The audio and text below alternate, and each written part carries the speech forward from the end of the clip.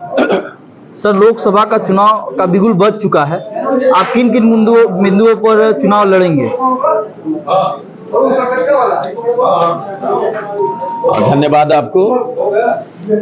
सवाल आपने बहुत उचित और तर्कसंगत किया है।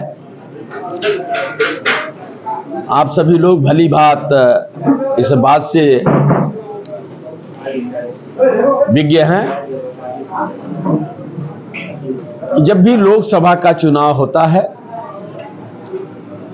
राष्ट्रीय मुद्दों पे होता है,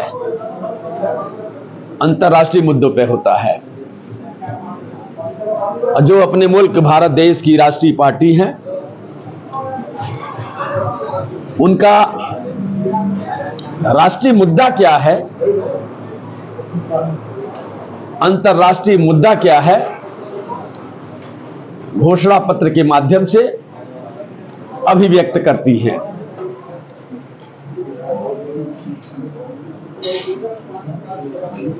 हमारी पार्टी का नोटबुक मेरा, हमारे पार्टी का दे दीजिए मुझे। हमारे पार्टी का जो आने वाले समय में देखने को मिलेगा,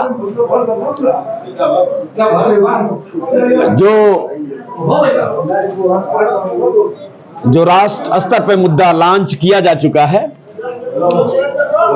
जिसको हमारे माननीय प्रदेश अध्यक्ष ने इस महीने की 16 तारीख को पूरे इलेक्ट्रॉनिक मीडिया, प्रिंट मीडिया के साथ संयुक्त प्रेस वार्ता किया था। उस मौके पे माननीय प्रदेश अध्यक्ष अजय कुमार राय साहब मुझे भी बुलाए थे। मैं भी उस प्रेस वार्ता में माननीय प्रदेश अध्यक्ष जी के साथ में लखनऊ की जो पीसीसी है, प्रदेश कांग्रेस कमेटी कार्यालय, वहां पे मौजूद था।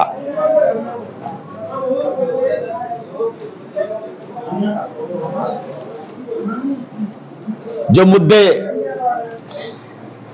पूरे देश के सामने बुकलेट के माध्यम से आएंगे,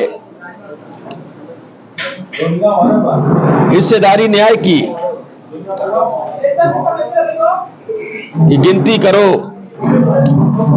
व्यापक सामाजिक, आर्थिक और जाति जनगणना का, आरक्षण के हक के बारे में राष्ट्रीय मुद्दा, जो SC, ST, OBC आरक्षण पर 50% की सीमा हटा दी जाएगी।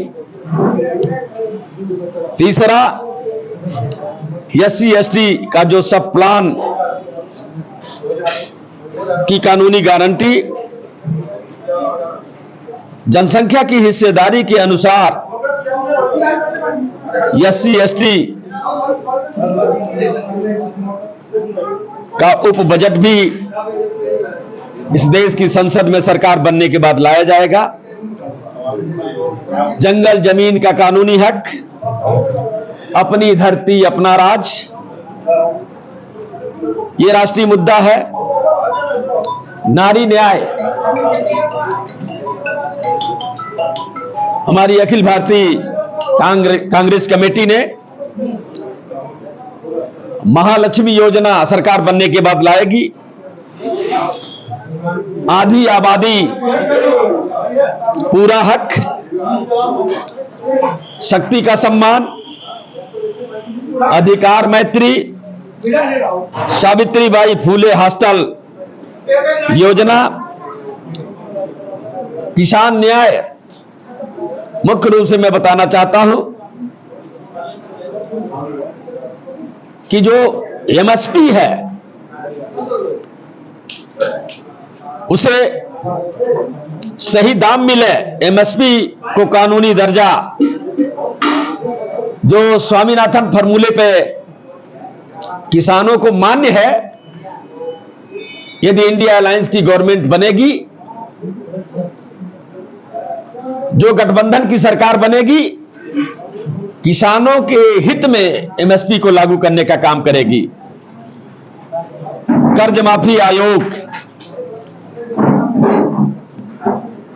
किसान ऋण माफी के लिए एक अस्थाई आयोग का गठन किया जाएगा। बीमा भुगतान का सीधा ट्रांसफर, सही आयात निर्यात नीति किसानों के लिए फायदेमंद और स्थिर नीति बनेगी। किसानों के लिए जीएसटी मुक्त खेती होगी। युवा न्याय, जो बेरोजगारी का शिकार हो चुका है, यदि इस पर तत्काल 5 साल के अंदर ध्यान नहीं दिया गया तो आने वाले 5 साल बाद कई करोड़ बच्चे बेरोजगार हो जाएंगे। बेरोजगारी का शिकार अलग होना पड़ेगा, यहां तक कि उनके शादी विवाह के भी लाले पड़ जाएंगे।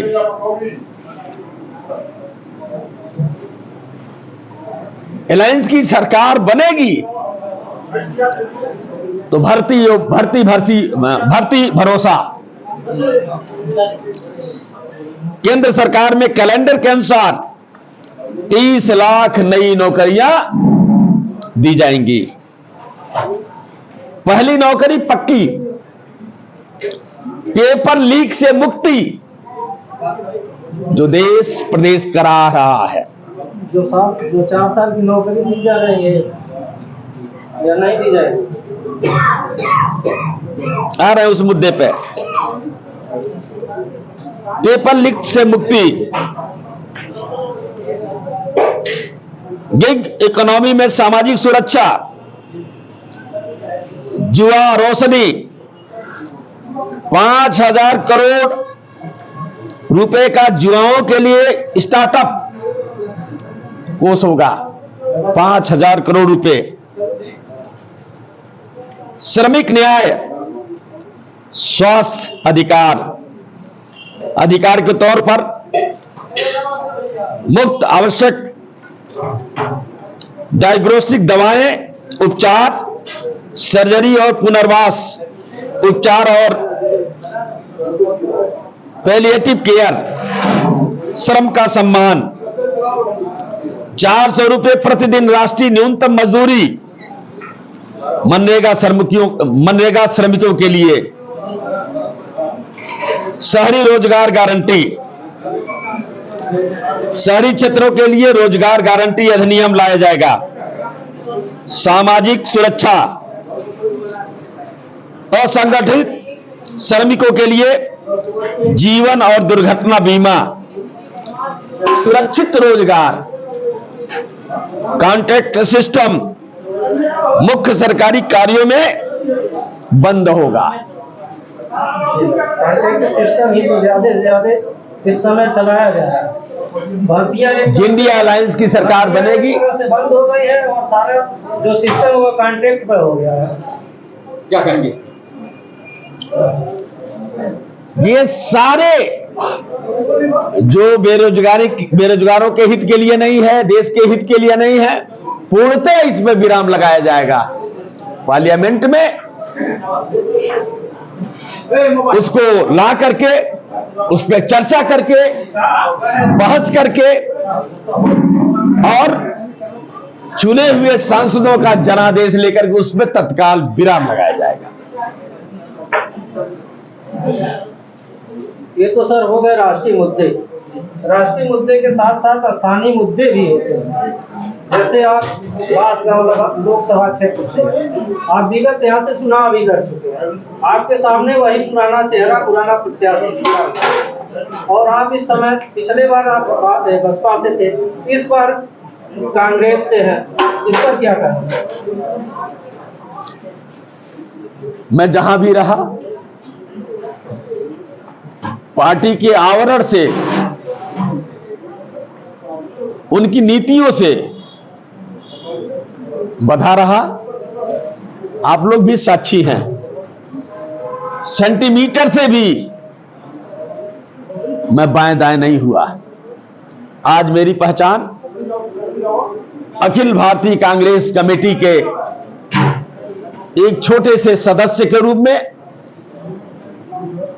जो पार्टी का शीर्ष नेतृत्व ने जो मुझे आशीर्वाद देकर के लोकसभा क्षेत्र बांसगांव सुरक्षित का मुझे उम्मीदवार बनाया है, मैं आपको बहुत अदब के साथ आपको भरोसा दिलाते हुए मैं ये कहना चाहता हूं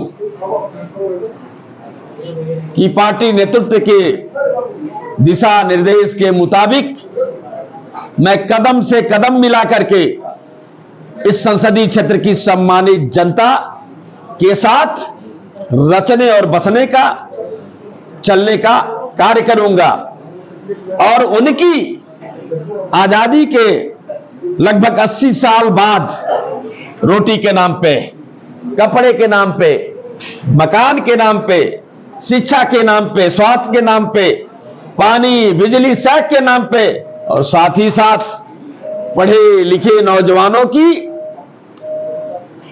जो बड़े पैमाने पे कई लाखों की संख्या में बेरोजगारों की जो एक जमात तैयार हो चुकी है, उनको उनके जिंदगी का, उनके रोजगार का सही विकल्प क्या हो सकता है, यदि संसदीय क्षेत्र बांसगांव की सम्मानित जनता का आशीर्वाद मिला, वोट मिला और चुन करके इस देश की संसद में जाने का मौका मिला, तो उनकी आवाज बनने का मैं काम करूंगा, पूरे पूर्वांचल की आवाज बनने का काम करूंगा। और आवाज ही नहीं, उनकी जो मूलभूत जेन्युइन समस्याएं हैं उसके निदान के लिए दिन रात एक करने का काम करूंगा। ये मैं आपके माध्यम से समस्त संसदीय क्षेत्र की सम्मानित जनता को विश्वास और भरोसा दिलाते हुए सबका मैं आशीर्वाद चाहता हूं, सबका मैं मत चाहता हूं, सबका मैं सहयोग चाहता हूं।